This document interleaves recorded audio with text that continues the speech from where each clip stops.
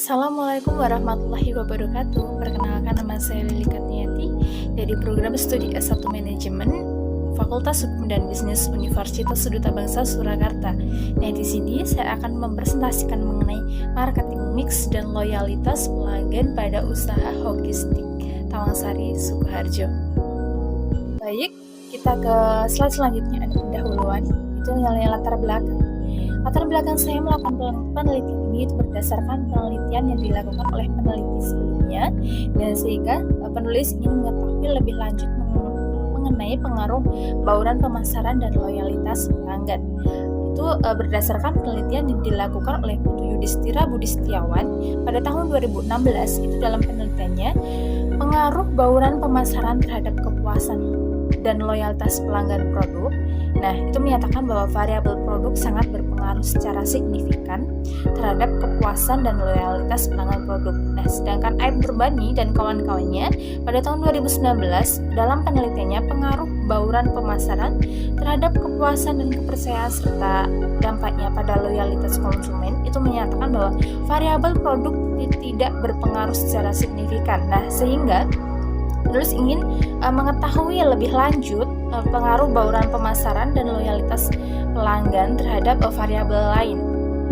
Yang kedua, pertumbuhan bisnis kuliner makanan dan minuman tercatat sebagai pertumbuhan yang tinggi di berbagai belahan dunia termasuk di Indonesia. Nah, yang ketiga itu ada hoki stick. Itu memiliki bauran pemasaran yang dapat meningkatkan penjualan produk, nah sehingga meningkatkan loyalitas pelanggan. Nah, sehingga pada saat ini peneliti tertarik untuk mengetahui bagaimana marketing mix dan loyalitas pelanggan pada usaha hoki stick Tawangsari, Sukoharjo. Nah, slide selanjutnya yaitu tren data pertumbuhan industri makanan dan minuman setiap tahunnya mulai tahun 2011 sampai 2021 disajikan pada grafik di bawah ini. Nah, itu grafiknya itu ada mengalami kenaikan dan penurunan. Nah, pada tahun 2020 ke 2021 itu mengalami kenaikan. Nah, ini saya ambil dari BPS Statistik. Nah, untuk selanjutnya berdasarkan studi data terhadap salah satu karyawan hoki stick itu saya memperoleh data pengunjung hoki stick selama 1 bulan. Jumlah pengunjung pada minggu pertama itu 980 pengunjung, minggu kedua itu 1250 pengunjung, minggu ketiga 1375 pengunjung, dan minggu keempat 1401 pengunjung. Nah, itu selama 1 bulan itu mengalami kenaikan yang sangat signifikan. Rumusan masalah dan tujuan. Nah, rumusan masalah dalam penelitian ini yaitu yang pertama, apakah marketing mix yang mencakup harga price, produk atau produk, tempat place, promosi atau promotion mempengaruhi loyalitas pelanggan pada usaha hoki stick Tawangsari, Sukoharjo? Yang kedua, variabel apakah yang memiliki pengaruh dominan di antara harga price, produk, tempat place, promosi dan promotion terhadap loyalitas pelanggan pada usaha hoki stick Tawangsari, Sukoharjo? Nah, tujuan peneliti melakukan penelitian ini yang pertama, mengetahui harga price, terus produk itu, tempat place, promotion berpengaruh signifikan terhadap loyalitas pelanggan pada usaha hoki stick Tawangsari, Sukoharjo. Yang kedua, mengetahui pengaruh dominan di antara harga, produk, tempat, promosi terhadap loyalitas pelanggan pada usaha hoki stick Tawangsari, Sukoharjo.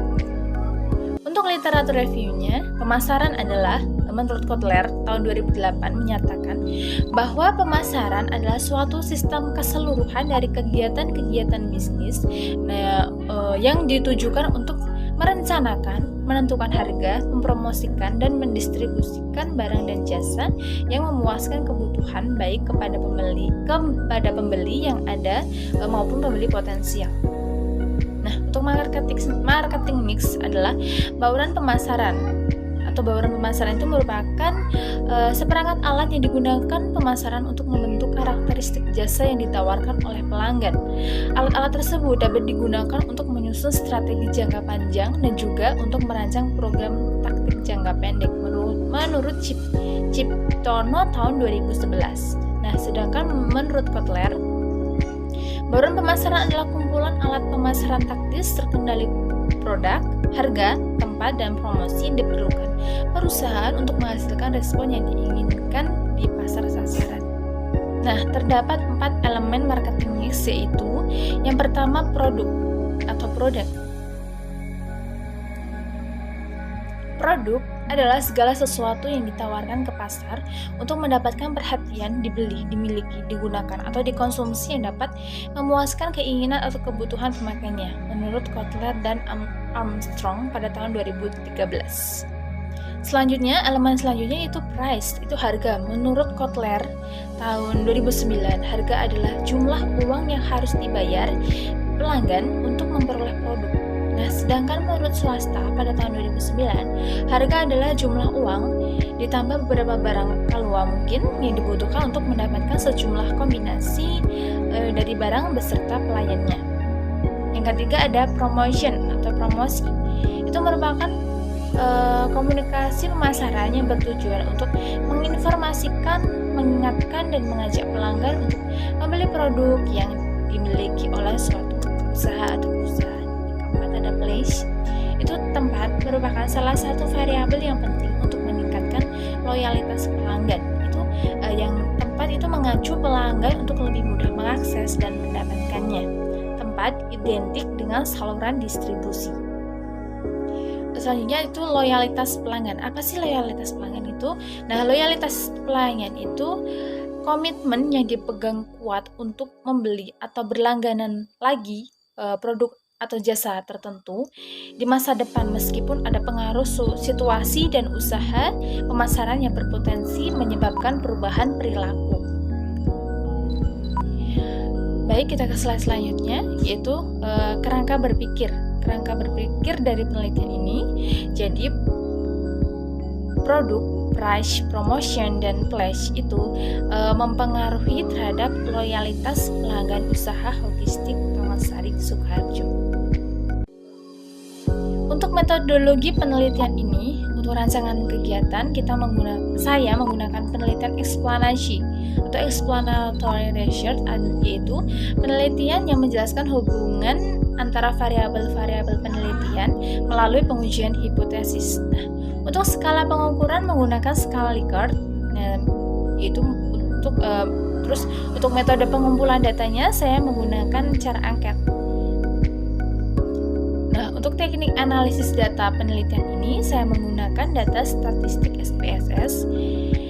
Populasi dan sampel dalam penelitian ini adalah pelanggan logistik Tawangsari Sukoharjo. Teknik yang digunakan dalam penentuan sampel adalah dengan teknik accidental sampling. Untuk ruang lingkup atau objek, penelitian ini saya laksanakan di Logistik Tawangsari Sukoharjo yang beralamat di Jalan Dalangan, Tawangsari, kilometer 3 Kenteng, Pojok, Kecamatan Tawangsari, Kabupaten Sukoharjo, Jawa Tengah.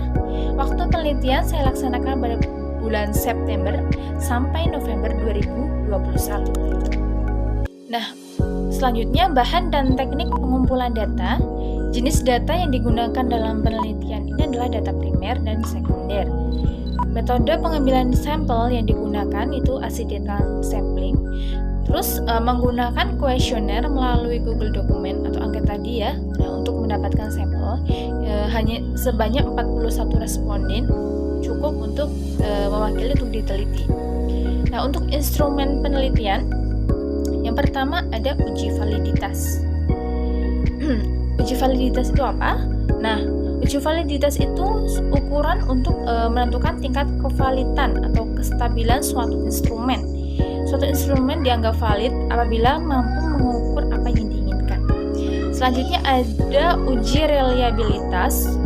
Uji reliabilitas itu pengukuran yang memiliki reliabilitas dapat mengukur secara konsisten, tetapi belum tentu mengukur apa yang seharusnya diukur. Nah, reliabilitas itu adalah tingkat keandalan dari kuesioner itu. Kuesioner yang reliable adalah kuesioner yang apabila dicobakan secara berulang-ulang kepada kelompok yang sama akan menghasilkan data yang sama. Selanjutnya ada uji asumsi klasik, itu ada 3, uji normalitas residual, uji multikolinearitas, uji heteroskedastisitas. Untuk uji normalitas bertujuan untuk menguji apakah dalam sebuah model regresi itu variabel dependent itu keduanya memiliki distribusi normal atau tidak. Untuk uji multikolinearitas bertujuan untuk menguji apakah dalam model regresi ditemukan adanya korelasi antara variabel independen dengan dependen. Kalau uji heteroskedastisitas bertujuan untuk mengetahui apakah model regresi itu terjadi ketidaksamaan varian dari suatu residual. Untuk uji regresi linear berganda itu ada uji koefisien determinasi, R-square, uji F, simultan hipotesis, dan uji T, parsial hipotesis. Uji koefisien determinasi digunakan untuk mengetahui kemampuan variabel independen dalam menjelaskan variabel dependen. Nah, besarnya koefisien determinasi dapat dilihat pada adjusted R-square dan dinyatakan dalam bentuk persentase ya. Nah, untuk uji F Smith simultan hipotesis digunakan untuk menunjukkan apakah semua variabel bebas yang dimasukkan ke dalam model regresi memiliki pengaruh bersama-sama terhadap variabel terikat atau variabel G. Untuk uji hipotesis T parsial hipotesis menunjukkan seberapa jauh pengaruh suatu variabel independen secara individual dalam menerangkan variabel dependen. Ke slide selanjutnya yaitu ada hasil dan pembahasan. Yang pertama ada hasil dari uji reliabilitas penelitian saya. Nah, ini tabelnya. Berdasarkan uji reliabilitas itu dihasilkan nilai Cronbach alpha-nya 0,9. Artinya lebih dari 0,7 dan dapat dikatakan bahwa pertanyaan dalam kuesioner dalam penelitian saya itu reliable. Selanjutnya ada uji validitas. Nah, berdasarkan data uji validitas di atas di tabel yang ada di PPT itu dihasilkan KMO dan Bartlett test itu menghasilkan 0,722 yang artinya lebih dari 0,5 dan nilai signifikansinya 0,0. Nah, sehingga dapat dinyatakan bahwa uji validitas dari kuesioner saya ini valid. Nah, untuk demografi responden terhadap 41 responden ini, jenis kelamin laki-laki presentasinya 41,5%, perempuan 58,5%, pendidikan terakhir SMP 0,0%, SMA 85,4%, diploma 7,3%, dan S1 atau S2 7,3%.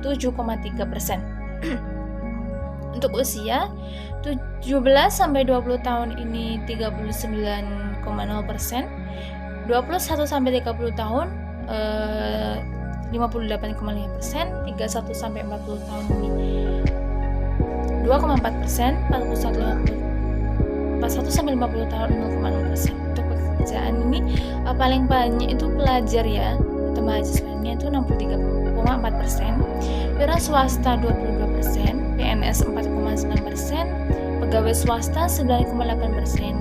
Nah, untuk penghasilan per bulan paling banyak ini kurang dari 500.000 karena mungkin banyaknya yang mengisi hanya pelajar dan mahasiswa itu 51,2%. Selanjutnya bisa dibaca ya dari sampai ke bawah. Tapi paling banyak kurang dari 500.000 dikarenakan mungkin masih mahasiswa atau pelajar. Kita ke deskriptif statistik. Nah, ini tabelnya yang saya hasilkan. Nilai standar deviasi dari semua item pertanyaan tidak ada yang lebih dari nilai rata-ratanya. Nah, untuk nilai squeness seluruh item pertanyaan berada pada rentang di antara -1 dan 1. Kurang dari 1. Artinya data cenderung berdistribusi normal. Nah, utara itu untuk nilai kurtosis hampir seluruhnya kurang dari 100. Nah, sehingga distribusi data cenderung belum normal. Nah, menurut Central Theorem, apabila jumlah sampel itu ditambah, maka data akan mendekati distribusi normal. Selanjutnya ada uji asumsi klasik. Itu ada uji normalitas residual. Nah, ini tabelnya yang penelitian saya. Berdasarkan tabel, output SPSS tersebut diketahui bahwa nilai signifikansi signifikansi to Taylor sebesar 0,391, artinya kurang dari lebih dari 0,05, dan nilai Kolmogorov-Smirnov FZ itu sebesar 0,901, itu lebih dari 0,05, sehingga dapat disimpulkan bahwa data berdistribusi normal. Dengan demikian, persyaratan normalitas dalam model regresi ini bisa terpenuhi. Selanjutnya, uji multikolinearitas. Berdasarkan data uji multikolinearitas menghasilkan nilai toleransi lebih dari 0,1 dan VIF itu kurang dari 10. Nah, seperti di tabel X1, nilai toleransi sebesar 0,492 dan nilai VIF itu sebesar 2,031, sehingga model regresi ini bebas dari multikolinearitas.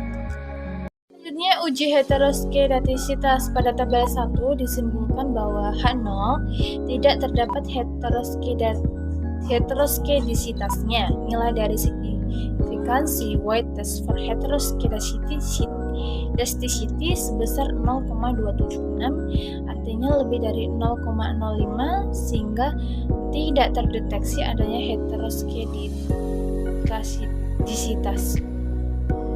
Tabel 2, Modified Brus-Pagan, itu berdasarkan tabel Modified Brus-Pagan test for heteroskedasticity sebesar 0,604, yang artinya lebih dari 0,05, sehingga dapat disimpulkan bahwa tidak terdeteksi adanya heteroskedastisitas. Tabel 3, berdasarkan tabel Brus-Pagan test for heteroskedasticity sebesar 0,543, lebih dari 0,05, sehingga dapat disimpulkan bahwa tidak terdeteksi adanya heteroskedastisitas. Selanjutnya, berdasarkan tabel keempat itu ada tabel F-test for heteroskedasticity sebesar 0,615, yang lebih dari 0,05, sehingga dapat disimpulkan bahwa tidak terdeteksi adanya heteroskedastisitas. Selanjutnya ke uji regresi linear berganda. Ada uji koefisien determinasi atau R-square model summary. Berdasarkan data uji koefisien determinasi R-square sebesar 0,374, yang artinya variabel produk, price, promotion, place itu mampu menjelaskan loyalitas pelanggan terhadap logistik sebesar 37,4%, sementara sisanya 62,6% loyalitas pelanggan terhadap logistik dijelaskan faktor selain elemen-elemen pemasaran lainnya. Berdasarkan selanjutnya UGF. Berdasarkan UGF, nilai F 5,366 dengan nilai signifikansinya 0,002. Nah, secara simultan, variabel independen reliable untuk memprediksi nilai variabel independen Y, untuk memprediksi variabel independen X1, X2, X3, dan X4.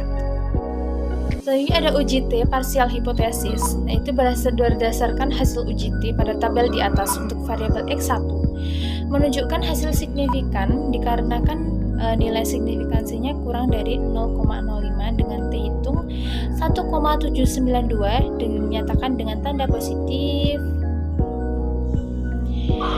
Nah, sehingga HA diterima dan HO diterima, sehingga X1 dalam penelitian ini diterima.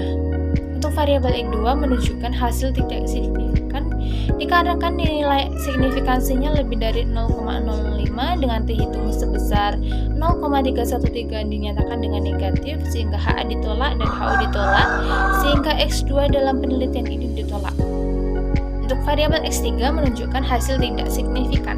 Nah, dikarenakan Nilai signifikansinya lebih dari 0,05 dengan nilai T hitung sebesar 1,508 dinyatakan dengan tanda positif, sehingga HA ditolak dan HO diterima. X3 dalam penelitian ini ditolak. Untuk variabel X4 menunjukkan hasil tidak signifikan dikarenakan nilai signifikansinya lebih dari 0,05 dengan T hitung sebesar 0,133. Dinyatakan dengan tanda positif, sehingga HA ditolak dan HO diterima, sehingga X4 dalam penelitian ini ditolak. Baik, selanjutnya kita ke pembahasan. Berdasarkan hasil analisis penelitian marketing mix dan loyalitas pelanggan pada usaha Hogistik Tawansari Sukoharjo, berdasarkan hasil penelitian yang sudah dilakukan, maka didapatkan analisis sebagai berikut. Berdasarkan data uji koefisien determinasi R-square sebesar 0,374, yang artinya variabel produk, price, promotion, flash, mampu menjelaskan loyalitas pelanggan terhadap Hogistik sebesar 37,4%, sementara sisanya 62,6%. Loyalitas pelanggan terhadap Hogistik dijelaskan faktor selain elemen-elemen pemasaran lainnya.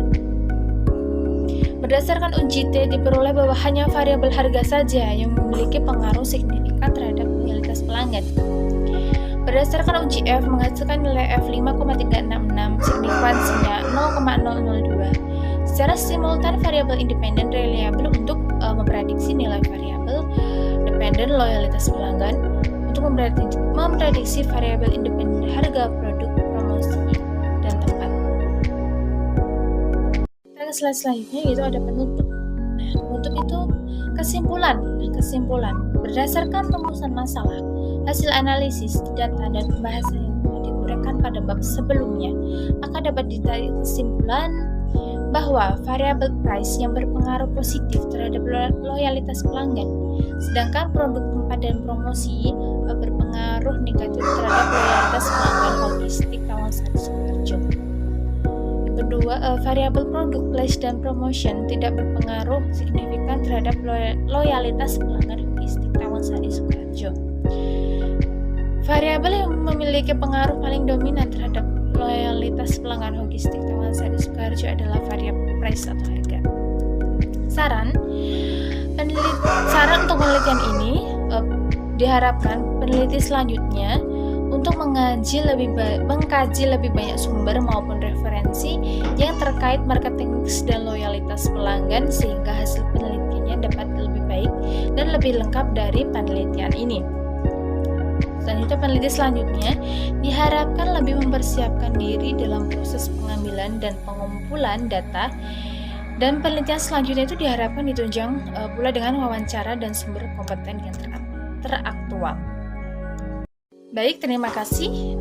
Inilah presentasi dari saya, Lili Kartianti. Apabila ada salah kata, saya mohon maaf. Wassalamualaikum warahmatullahi wabarakatuh.